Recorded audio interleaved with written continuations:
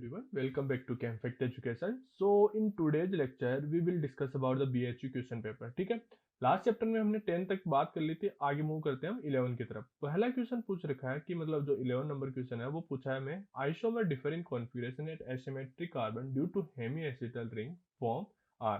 ठीक है, तो देखो टोटोमर और कन्फर्मर की बात करूँ तो इनकी बात तो हम करेंगे ही नहीं यहाँ पे, इन दोनों की बात तो करेंगे ही नहीं, क्योंकि इनका कंसेप्ट तो अपने पास अलग ही होता है। बात आ जाती है अपने पास ईपीमर और एनोमर की। ठीक है, तो जो मेरे पास ईपीमर होते हैं और एनोमर होते कौन कौन से, तो मैं बता देता हूँ आपको कि जो एनोमर होते हैं वो ही मेरे पास क्या होते हैं, एक तरह से बोल सकता हूँ कि एक काइंड ऑफ ईपीमर होते हैं।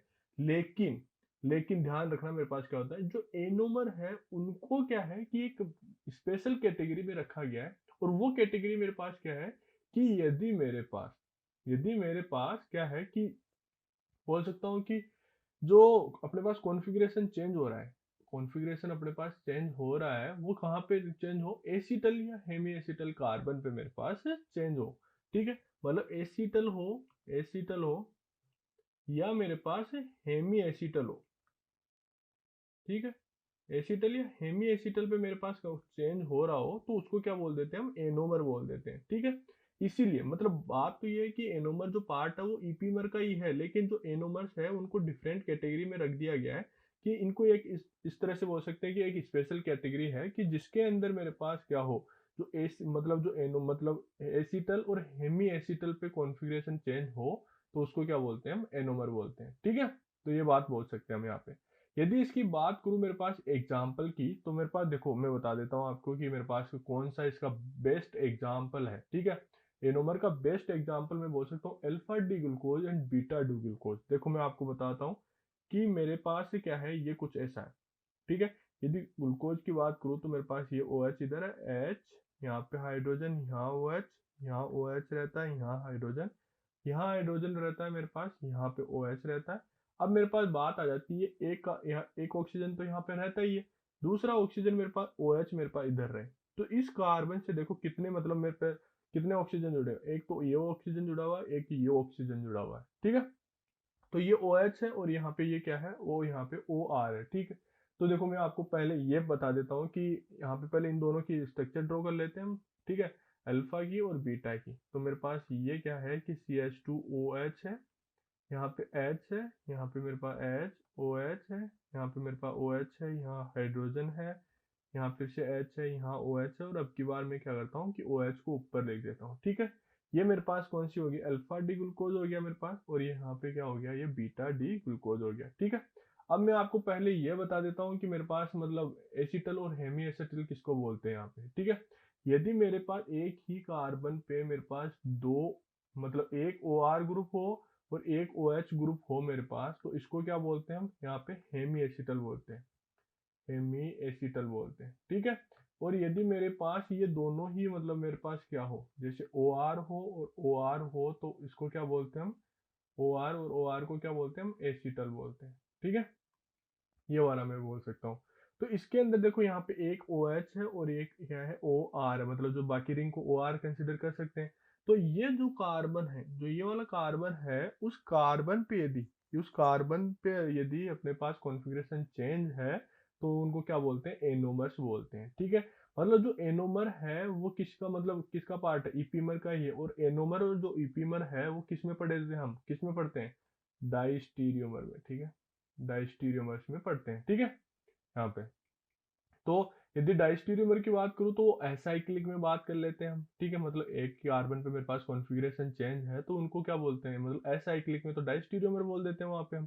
ठीक है, जबकि मेरे पास साइक्लिक होता है तो उसको क्या बोलते हैं, हम एनोमर्स बोलते हैं। ठीक है, तो इसमें मतलब किसी को कोई डाउट नहीं होना चाहिए था। अभी अभी नेक्स्ट क्वेश्चन की तरफ मूव करते हैं। नेक्स्ट क्वेश्चन में हमें क्या पूछा है कि यहाँ पे दे रखा है sucrose is made up of unit each of. ठीक है, तो ये हमें क्या है, देखो डाइसेकेराइड है पहली बात तो। ठीक है, सुक्रोज अपने पास क्या है, डाइसेकेराइड है। तो यदि हमें और किसी के बारे में पता हो या नहीं हो, लेकिन सुक्रोज हुआ, जैसे लेक्टोज हुआ और माल्टोज हुआ, इन तीनों के बारे में तो हमें पता ही होना चाहिए, क्योंकि मोस्टली क्या होते हैं कि इन्हीं के बारे में एग्जाम में पूछते हैं। ठीक है, तो मैं तीनों का ही बता देता हूँ कि मतलब मेरे पास सुक्रोज किससे बनता है और मेरे पास लेक्टोज किससे बनता है, माल्टोज किससे बनता है। ठीक है, यदि सुक्रोज की बात करूँ मैं, सुक्रोज की बात करूं मैं, तो सुक्रोज मेरे पास किससे बनता है बताओ, आप बताओ, मतलब कौन कौन सा यहाँ पे वो रहेगा मेरे पास। यहाँ पे देखा जाए तो मैं बोलूंगा कि मेरे पास alpha D glucoside and beta D fructose रहेगा। ठीक है, मेरे पास क्या रहेगा, alpha D glucoside and beta D मेरे पास क्या रहेगा, यहाँ पे फ्रुक्टोज रहेगा। ठीक है, तो मेरे पास राइट आंसर क्या हो जाएगा, मेरे पास राइट आंसर सी हो गया इसका। ठीक, अब देखो यहाँ पे तो ये हो गया, लेकिन मेरे पास ये किसकी बात आ गई, मेरे पास सुक्रोज की। तो मेरे पास सुक्रोज में क्या हो गया, अल्फा डी ग्लूकोसाइड साइड्स, ठीक है, एंड मेरे पास क्या होगा, बीटा डी फ्रुक्टोज होगा, फ्रुक्टोसाइड बोलते हैं। ठीक है, ये हो गया मेरे पास यहाँ पे। तो यदि मैं इसकी स्ट्रक्चर ड्रॉ करना चाहूँ, आपको कभी कभी क्या बोल सकता है, स्ट्रक्चर भी दे सकता है मेरे पास। तो देखो अभी हमने अल्फा ग्लूकोज की स्ट्रक्चर बनाई थी मैंने, ठीक है। तो यहाँ पे मेरे पास O था, यहाँ पे CH2OH था, यहाँ पे हाइड्रोजन था, यहाँ H था, यहाँ OH है, यहाँ OH है, यहाँ H है, यहाँ पे H है, यहाँ OH है। मेरे पास इतना तो मेरे को पता चल गया। अल्फा में मेरे पास क्या रहता है कि जो ऑक्सीजन है वो मेरे पास किधर रहता है, डाउन रहता है। क्या रहता है मेरे पास, यहाँ पे ऑक्सीजन डाउन रहता है। ठीक है, तो मेरे पास क्या रहेगा, यहाँ पे ऑक्सीजन आ गया यहाँ पे, और मेरे पास मैं बोल सकता हूँ कि अब मेरे पास क्या रहेगा, यहाँ पे इधर मेरे पास क्या रहेगा, ये 5 मेंबर की रिंग से अटैच हो जाएगा। ठीक है, मेरे पास क्या रहेगा, ये 5 मेंबर की रिंग से अटैच हो जाएगा। तो देखो यदि मैं इसको 5 मेंबर की रिंग बना दूं, तो मेरे पास देखो क्या बन जाएगा, यहाँ पे ये कुछ ऐसा अटैच रहेगा, यहाँ पे क्या रहेगा, ये एच रहेगा, और मैं बोल सकता हूँ यहाँ पे मेरे पास ओ है, यहाँ पे ओ रहेगा, यहाँ पे मेरे पास CH2OH रहता है। ठीक है, CH2OH हो गया मेरे पास, यहाँ मेरे पास H है, मेरे पास क्या है, H है, यहाँ मेरे पास OH है।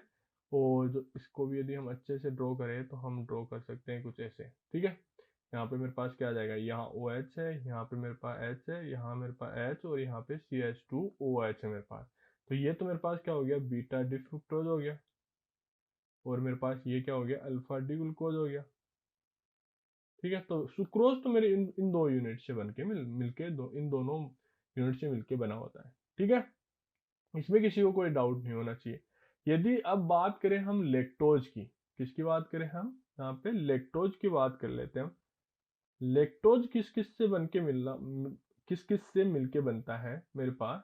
तो मेरे पास ये बनता है कि वन मॉलिक्यूल ऑफ किसका बनता है, वन मॉलिक्यूल ऑफ ग्लूकोज होता है अपने पास, plus one molecule of galactose होता है।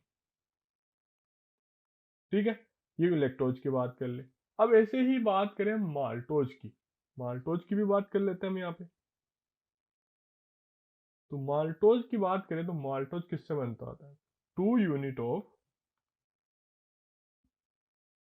ग्लूकोज। ठीक है, मतलब 2 यूनिट ग्लूकोज के मिलके मेरे पास माल्टोज बनता है मेरे पास। तो ये सब चीजें आपको याद होनी चाहिए, मतलब याद इन द सेंस पता होना चाहिए कि मेरे पास किससे क्या क्या बनता है, किससे क्या नहीं बनता है। ठीक है, अब ऐसे ही यदि आगे क्वेश्चन की तरफ मूव करें, तो आगे क्वेश्चन हमें दे रखा है कि मेरे पास क्या है, देखो how many molecule of periodic acid are use in oxidative glucose in convert into formic acid.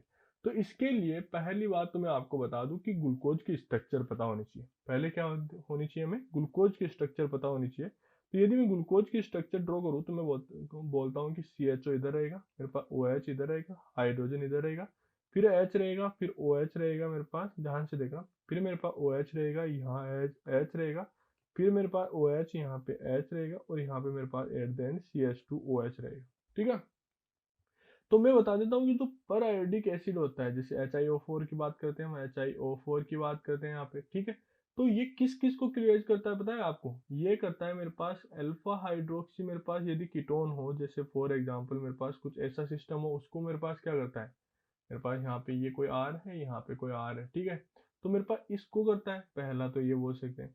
मेरे पास यदि डाई कीटोन रहे, डाई कीटोन रहे, तो उनको भी मेरे पास ये क्या करता है, यहाँ पे इनका भी क्लियर करता है।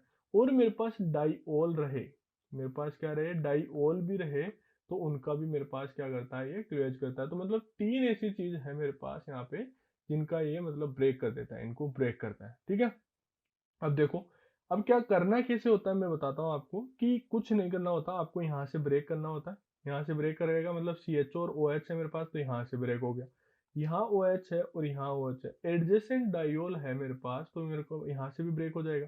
ठीक है, यहाँ से भी ब्रेक हो जाएगा, यहाँ से भी ब्रेक हो जाएगा। ठीक है, मेरे पास यहाँ पे सब पे ब्रेक हो गया। अब इसके केस में यहाँ पे होगा या नहीं होगा, देखते हैं हम यहाँ पे। ठीक है, तो यहाँ पे मैं बोल सकता हूँ कि मेरे पास यहाँ पे भी ओ एच है, तो मेरे पास कितना हो गया, 1 2 3 4 एंड 5, मेरे पास 5 यूनिट है।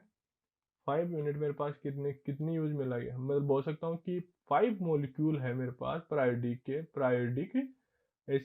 पर आयोडिक एसिड के यूज में होंगे। ठीक है, मतलब अब ये आ जाती है बात, इनसे बनने वाला प्रोडक्ट क्या होगा मेरे पास। तो देखो आपको ये बात मैं बता देता हूँ कि जहां से आपने ब्रेक किया वहां पे ओ OH लगाना है। फॉर एग्जाम्पल मैंने CHO से जस्ट डाउन में यहाँ से ब्रेक किया तो यहाँ पे ओ OH लगाना है। यदि मैं इस लाइन की बात करूँ मैं यहाँ पे, तो मैंने यहाँ से भी ब्रेक किया था, जैसे यहाँ ये अटैच था ना मेरे पास, देखो यहाँ पे ऐसे, मतलब इसकी बात कर रहा हूँ, इतने तक की बात कर रहा हूँ।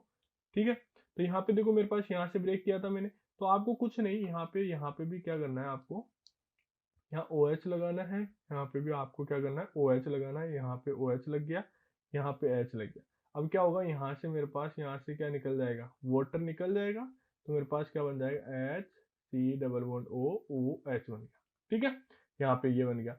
ऐसे ही यदि मैं नेक्स्ट की बात करूँ, तो नेक्स्ट में मेरे पास क्या हो जाएगा, वो ही फॉर्म हो जाएगा। तो सेम ऐसे ही मेरे पास फॉर्म होते जाएंगे, क्या बन जाएगा, फॉर्मिक एसिड बनता जाएगा मेरे पास। क्या बनता जाएगा यहाँ पे, फॉर्मिक एसिड, फॉर्मिक एसिड बनता जाएगा। ठीक है, यहाँ पे ये हम बात कर सकते हैं। अपने पास कितने, 5 यूनिट, आई थिंक कितने बन जाएगी, 5 यूनिट। देखो ये मेरे पास जो पहला वाला है उसमें मेरे पास क्या बना है, यहाँ पे मतलब मैं बोल सकता हूँ कि मेरे पास बोल सकता हूँ C+OH है और OH है मेरे पास, सेम 1 यूनिट, तो ये बन गई। फिर यहाँ से बना तो भी अपने पास वही बना, फिर यहाँ से बना तो वो बना अपने पास, यहाँ से भी वही बना। यहाँ से ब्रेक किया तो मेरे पास देखो यहाँ पे क्या हो गया, CH2OH है मेरे पास यहाँ पे, और एक OH फिर से मैंने ऊपर की तरफ लगा दिया, जहाँ से वहां से ब्रेक हुआ था वहां पे। ठीक है, यहाँ से मैंने क्या किया, यहाँ पे भी OH लगा दिया, तो यहाँ पे मेरे पास क्या होगा कि ये वाटर मॉलिक्यूल निकल जाए मेरे पास, तो मेरे पास क्या बन जाएगा, फॉर्मेल्डिहाइड बन जाएगा। C+OH बन गया इधर, और यहाँ पे मेरे पास क्या हो जाएगा, यहाँ पे मेरे पास क्या हो जाएगा, ये वाला बन जाएगा। ठीक है, फॉर्मेल्डिहाइड बन गया मेरे पास। तो ये आपको पता होना चाहिए कि मेरे पास क्या है बन रहा है, क्या नहीं बन रहा है। ठीक है, ऐसे ही यदि मैं नेक्स्ट क्वेश्चन की बात करूँ, मैं यहाँ पे मेरे पास क्या बोल सकता हूँ कि मेरे पास -H2 निकला, तो मेरे पास ये बन गया। ठीक, तो आपको ये पता होना चाहिए कि मेरे पास ग्लूकोज को, मतलब ग्लूकोज को HiO4 से यदि ब्रेक करता हूँ मैं, तो मेरे पास कितनी यूनिट फॉर्मिक एसिड बनते हैं।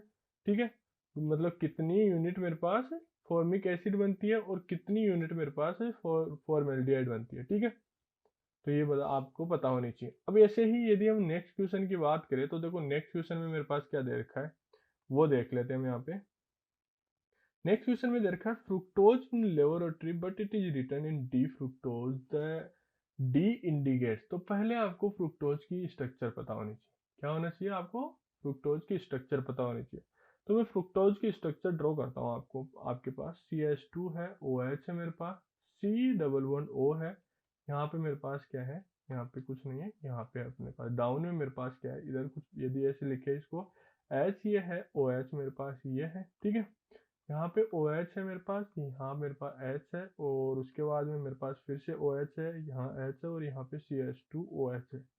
अब देखो जो D और L है वो कौन से वाले हाइड्रोक्सी ग्रुप के अकॉर्डिंग यहाँ पे डिसाइड होता है।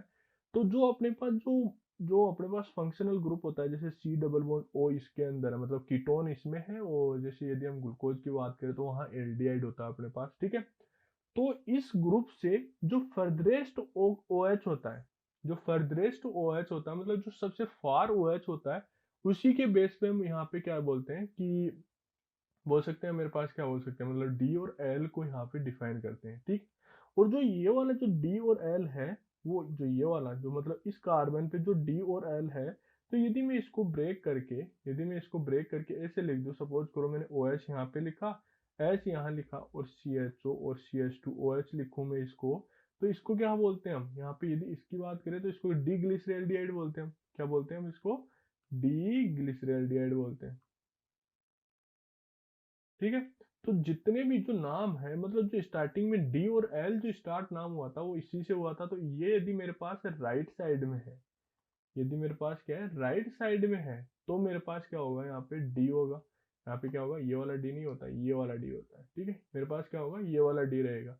और यदि ये ही मेरे पास क्या रहे, मतलब इधर रहे, मतलब लेफ्ट साइड रहे, और CHO मेरे पास इधर है, CH2OH मेरे पास इधर है, तो इसको बोलते हैं हम एल बोलते हैं। अब तो देखो जो ये वाला रिलेशन है, तो इस वाला रिलेशन किससे को रिलेट कर सकते हैं हम, डिग्लिसरैल्डिहाइड से रिलेट कर सकते हैं।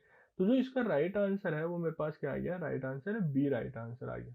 ठीक है, और लास्ट वाले का आंसर बताया या नहीं बताया हमने, लास्ट वाले का आंसर अपने पास कितना आ गया था, 5 आंसर आ गया था। ठीक है, ये बात हमने यहाँ पे कर ली। ठीक है, तो अब देखो और आगे हम मूव करते हैं, हम यहाँ पे यदि आगे मूव करें हम, तो देखो क्या होता है, क्या बनता है, क्या नहीं बनता है मेरे पास, वो देख लेते हैं हम।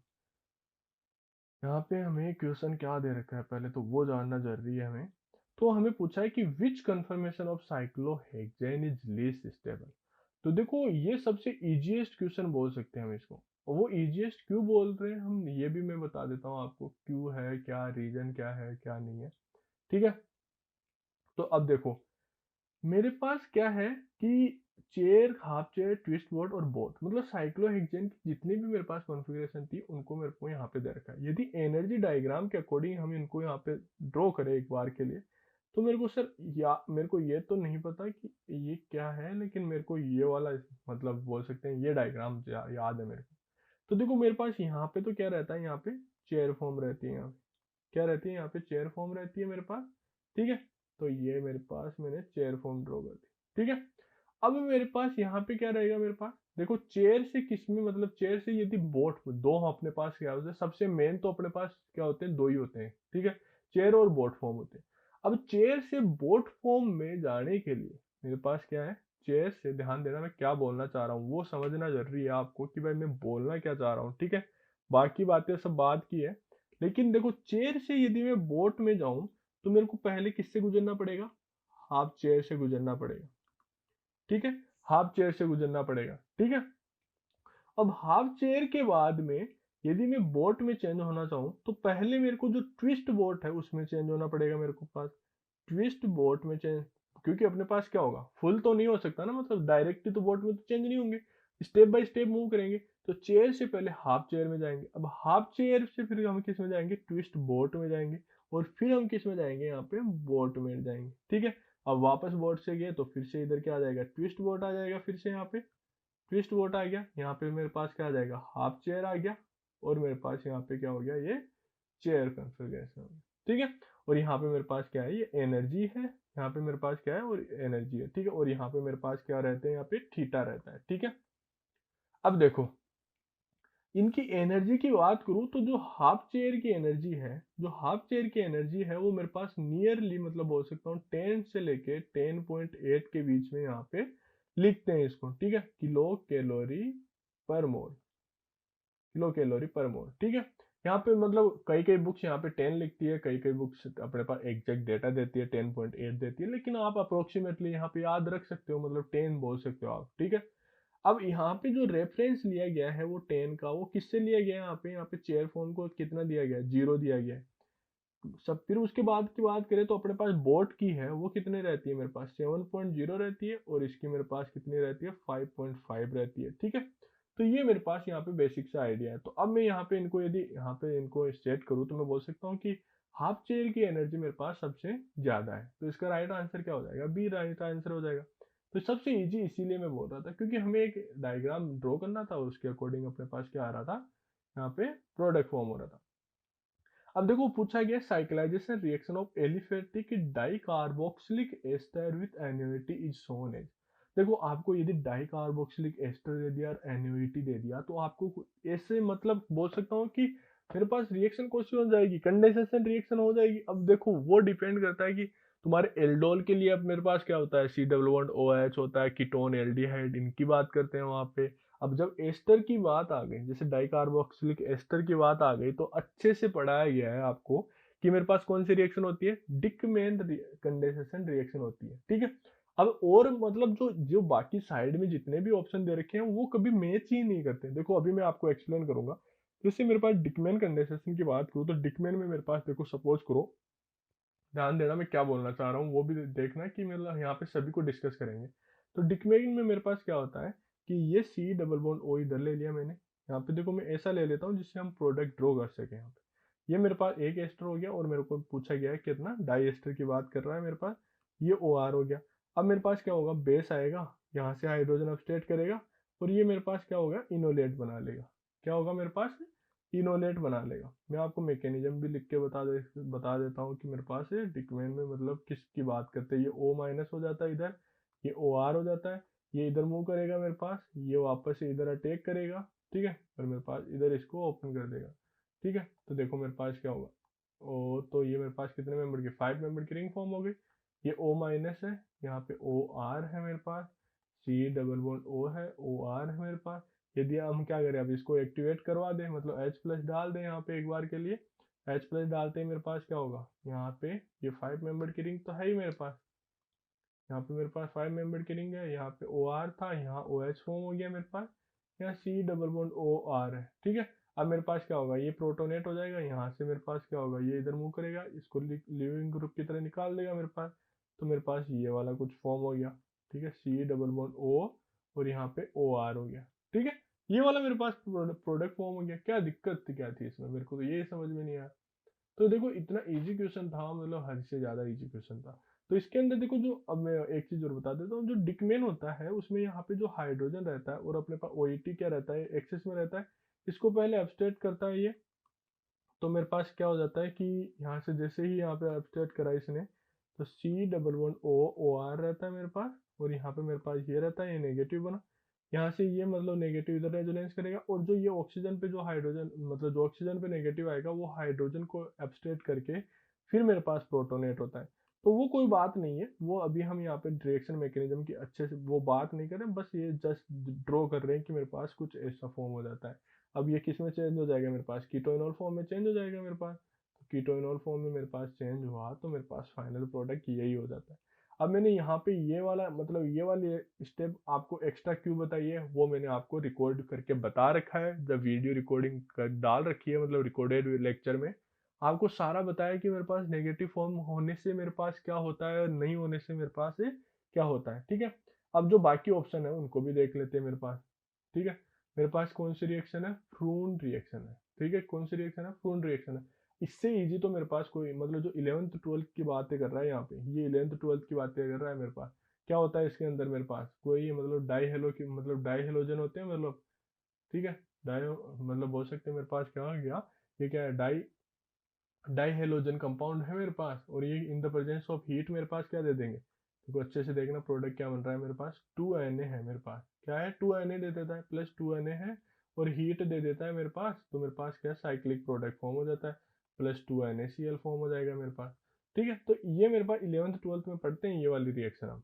अब मेरे पास है सेमन स्मिथ की बात करें, अब ये तो भाई इससे इजी तो कुछ हो ही नहीं सकता मेरे पास, आपको भी पता है इसके अंदर प्रोडक्ट क्या बनता है क्या नहीं बनता। यदि इसके प्रोडक्ट की बात करूं मैं, तो मैं यहाँ पे लिख देता हूँ सी की बात कर रहे हैं यहाँ पे, ठीक है। सी में मेरे पास क्या होता है कि कोई यहाँ पे एल्किन रहेगी, और मेरे को यहाँ पे CH2I2 लेते हैं, यहाँ पे हम ZnCO बन गया अपना पास, यहाँ पे कार्बन बनता है E2E2O की बात करें, तो मेरे पास ये यहाँ पे इंसर्ट हो जाती है, क्या हो जाती है यहाँ पे, ये इंसर्ट हो जाती है यहाँ पे डबल बॉन्ड के अंदर। तो मेरे पास मैं बोल सकता हूँ कि जिस स्टीरियो केमिस्ट्री अभी मैं ऐसे रख देता हूँ एक बार के लिए, यहाँ पे डिपेंड करता है कि स्टीरियो केमिस्ट्री क्या होगी, और वो भी हमने यहाँ पे एक्सप्लेन कर रखा है, ठीक है। आप यहाँ पे ऐप पे जाके यहाँ पे देख सकते हो। तो मेरे पास ये वाला फाइनल प्रोडक्ट बनता है, ये किस में बनता है, सेमन स्मिथ में बनता है, मतलब सी में। यदि डी की बात करूँ तो डी मेरे पास कौन सी रिएक्शन है, देखो क्या रिएक्शन है मेरे पास, थोरपे जिगलर रिएक्शन, ठीक है, थोरपे जिगलर रिएक्शन है, मतलब थोरपे जिगलर रिएक्शन है, ठीक है, जिगलर रिएक्शन है मेरे पास। इसके अंदर तो बहुत, ये तो अलग ही है, मतलब कुछ ऐसे बोल सकते हैं, इसका तो कोई मतलब मैच ही नहीं करता। यदि इसके स्टार्टिंग मटेरियल की बात करते हैं तो मेरे पास कुछ ऐसा होता है, यहाँ पे ये कुछ यहाँ पे ऐसा ही होता है ना, हाँ। यहाँ मेरे पास ये C ट्रिपल बॉन्ड ये N होता है, यहाँ से बेस आता है, इस हाइड्रोजन को ऑक्सीडेट कर देता है, और जो फाइनल प्रोडक्ट बनता है इसका, जो फाइनल प्रोडक्ट बनता है यहाँ पे 3-4 स्टेप के बाद में, वो मेरे पास कुछ ऐसा बनता है, ठीक है। ये हमने एक्सप्लेन कर रखा है कहाँ पे, रिकॉर्डेड वीडियोज में, तो आप यहाँ पे मतलब केम फैक्ट के मतलब इस पे जाके देख सकते हो। फाइनल प्रोडक्ट मेरे पास कुछ ऐसा बनता है, और ऐसा क्यों बनता है वो भी हमने एक्सप्लेन कर रखा है, ठीक है। अब देखो नेक्स्ट क्वेश्चन की बात करते हैं। नेक्स्ट क्वेश्चन दे रखा है, glycine on heating alone gives, पहले तो आपको सही बताऊंगा, यदि किसी को ग्लाइसिन की स्ट्रक्चर आती है ना, ग्लाइसिन की स्ट्रक्चर आती है तो उसका प्रोडक्ट आराम से बन जाएगा। ठीक है, तो देखो मेरे पास ग्लाइसिन की स्ट्रक्चर मैं बता देता हूँ आपको क्या होती है। H2N होता है मेरे पास, यहाँ पे मेरे पास C डबल बॉन्ड और OH होता है। ठीक है, अब देखो ग्लाइसिन ऑन हीटिंग की बात करा, एलोन बोल रखा है तो इसका मतलब मेरे पास कोई ग्लाइसिन और रहेगा। तो मैंने क्या किया, ग्लाइसिन मेरे पास यहाँ पे कुछ और ले लिया। ठीक है, अब मेरे पास क्या हो सकता है कि जो ये NH2 है वो यहाँ पे देखो, हमें पता है कि नेगेटिव से हमें किधर की तरफ मूव करना है, हमें हमेशा पॉजिटिव की तरफ मूव करना है। तो मेरे पास ये वाला सेंटर क्या था, इलेक्ट्रोफिलिक सेंटर था। ठीक है, इलेक्ट्रोफिलिक सेंटर है और ये मेरे पास क्या है, न्यूक्लियोफाइल है। तो इसने अटैक किया यहाँ पे, तो मैं बोल सकता हूँ कि H2N था, ये मेरे पास कुछ ऐसे था C, और यहाँ पे O पे नेगेटिव आ गया, और मैं यहाँ पे बोल सकता हूँ कि ये OH था मेरे पास, यहाँ पे NH2 पॉजिटिव आ गया, यहाँ पे मेरे पास ये आ गया C डबल बॉन्ड OH हो गया मेरे पास। अब मेरे पास क्या होगा, हाइड्रोजन ट्रांसफर हो जाएगा वहां से, मतलब मेरे पास क्या होगा, हाइड्रोजन ट्रांसफर हो जाएगा। तो NH पहले हाइड्रोजन निकलता है, मतलब कोई बेस होता है वहां पे हाइड्रोजन निकालता है, फिर हाइड्रोजन वापस एक्सेप्ट कर लेगा मेरे पास, ये NH हो जाएगा इधर, यहाँ पे C डबल बॉन्ड O हो जाएगा, ये OH हो जाएगा। अब यहाँ पे मेरे पास ये क्या है, वाटर निकल जाएगा मेरे पास, -H2 बोल सकता हूँ मैं यहाँ पे, H2N बन गया, यहाँ पे C डबल बॉन्ड O हो गया, यहाँ पे NH है मेरे पास, यहाँ पे C डबल बॉन्ड O, तो OH है। सेम केस क्या होगा, ये वाला नाइट्रोजन यहाँ पे अटैक कर देगा मेरे पास, यहाँ पे जैसे ही अटैक करा तो देखो क्या फॉर्म हो गया मेरे पास, यहाँ पे बोल सकता हूँ कि C डबल बॉन्ड O इधर है मेरे पास, NH इधर है, C डबल बॉन्ड O, मतलब मेरे पास O पे नेगेटिव आ जाएगा, और यहाँ पे मेरे पास क्या हो गया था कि ये वाला यहाँ से NH2 पॉजिटिव आ गया, OH मेरे पास इधर है। अब इसको मैंने क्या किया, यहाँ पे यदि हम देखें, यदि वापस से सेम वैसे ही करें, -H2OH प्लस देखे, तो मेरे पास क्या हो जाएगा, यहाँ पे C डबल बॉन्ड O हो गया, यहाँ मेरे पास NH हो गया, C डबल बॉन्ड O इधर हो गया, NH हो गया। ये वाला मेरे पास क्या हो गया, फाइनल प्रोडक्ट हो गया। तो ये मेरे पास क्या है, इसका नाम क्या बोल सकते हैं पता है, इसको बोलते हैं डाइकीटोपाइपरेजिन। ठीक है, मतलब पिप्राजीन बोलते हैं, पिप्राजीन। ठीक है, डाइकीटो पिप्राजीन इसका नाम हो गया। ठीक है, तो इसमें मेरे पास क्या हो गया, राइट आंसर की बात करूँ तो मेरे पास डी राइट आंसर हो गया। इसमें किसको कोई डाउट नहीं होना चाहिए था, इसमें वैसे मतलब अच्छा क्वेश्चन नहीं था इसमें, मतलब बोल सकते हैं रिएक्शन मैकेनिज्म थी और कुछ नहीं था, मतलब ग्लाइसिन की स्ट्रक्चर पता है तो मतलब मेरे पास प्रोडक्ट फॉर्म हो जाए। अब देखो इसमें देखा है the major product form in the hydrolysis of neopentyl bromide. आपको सही बताऊंगा, नियोपेंटाइल की यदि मेरे पास स्ट्रक्चर पता है आपको, तो आपका आंसर वहीं से हो जाएगा। ठीक है, अब देखो क्या है मेरे पास, नियोपेंटाइल की बात करूँ तो सर मेरे पास नियोपेंटाइल कुछ ऐसा होता है, CH3 इधर होता है, और मेरे पास क्या होता है, ये CH2, और मेरे पास यहाँ पे ब्रोमाइड दे रखा है तो Br हो गया। अब आपको दे रखा है हाइड्रोलिसिस, मतलब मेरे पास H2O की बात हो रही है। ठीक है, तो H2O की बात हो रही है तो मेरे को पता है कि Br मेरे पास क्या है, लिविंग ग्रुप है, तो इसमें मेरे पास डेल्टा नेगेटिव आएगा और इसमें मेरे पास क्या आएगा, डेल्टा पॉजिटिव आएगा। अब मेरे को देखो, आपको एक चीज और बता देता हूँ मैं आपको। ठीक है, जैसे ही H2O डाला है आपने, तो आप क्या कर सकते हो, इसको CH3 यहाँ पे CH2 पॉजिटिव बना सकते हो। लेकिन ये कभी भी नहीं बनता, आपको यदि रिएक्शन मैकेनिज्म सीखना है तो कभी भी ये पॉजिटिव चार्ज मत बनाना। ठीक है, इसके अंदर क्या होता है कि ये जो लिविंग ग्रुप निकल रहा होता है, तो जैसे जैसे ये लिविंग ग्रुप निकल रहा होता है, वैसे वैसे ही यहाँ से ये ग्रुप माइग्रेट कर रहा होता है। तो मेरे पास स्टार्टिंग में ही बिना रीअरेंजमेंट, मतलब बोल सकता हूँ कि पहला जो स्टेप होता है, जो कार्बोकेटाइन फॉर्म होता है, वो मेरे पास प्राइमरी कार्बोकेटाइन फॉर्म नहीं होकर मेरे पास डायरेक्ट इस कार्बन पे मेरे पास कार्बोकेटाइन फॉर्म होता है। ठीक है, आप अच्छे से अच्छा रिसर्च पेपर उठा के देख लेना, उसमें यही समझा रखा है कि प्राइमरी कार्बोकेटाइन कभी भी फॉर्म नहीं होता है मेरे पास। अब मेरे पास ये वाला कार्बोकेटाइन फॉर्म हो गया, तो मेरे पास यहाँ पे कितने 3 3 6 और 2 8 मेरे पास क्या है, अल्फा हाइड्रोजन, और ये यहाँ पे ये क्या है, मोर स्टेबल है, मोर स्टेबल है। ठीक है, अब मेरे पास क्या होगा कि H2O डाल रखा था हमने, तो मेरे पास यहाँ पे OH लग जाएगा।